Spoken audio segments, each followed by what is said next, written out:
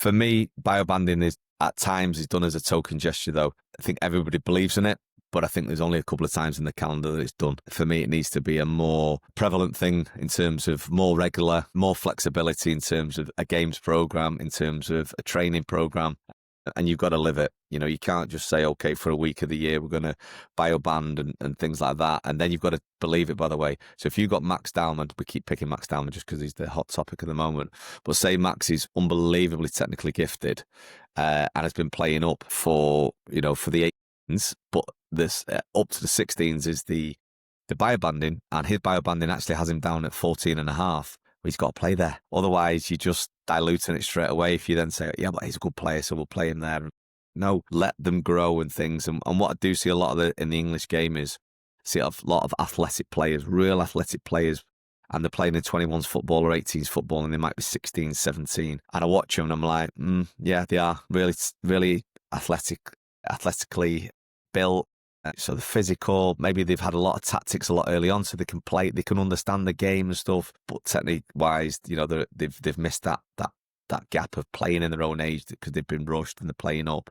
And then socially, can they now deal with it? Because the problem is if you're not going to put them in the first team, like Arsenal have, like Liverpool have with Rio, like United did with Mainu and others in the past, what are you going to do?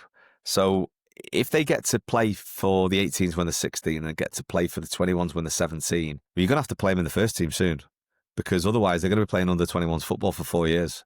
I guarantee that they're not going to want that because they've had everything so early.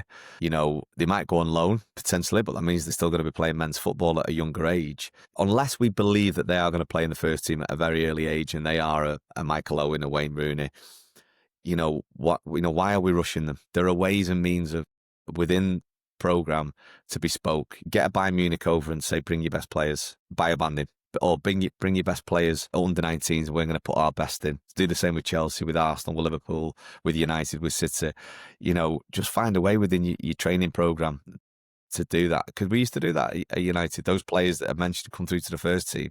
There's not many of them that made the debuts really, really, really young, 15, 16, 17, probably 19, 20, go back to your Fletchers and things like that and stuff. They were still in and around it. So we found a way, because of parent education, the coaches were really experienced with dealing with that, and obviously had Sir Alex Ferguson, one of the best advocates for youth young players ever. And yes, if you are good enough, you're old enough. But if we push them too early and potentially we don't think they're going to be a top player, what's next for them if they're in the 21s at 17?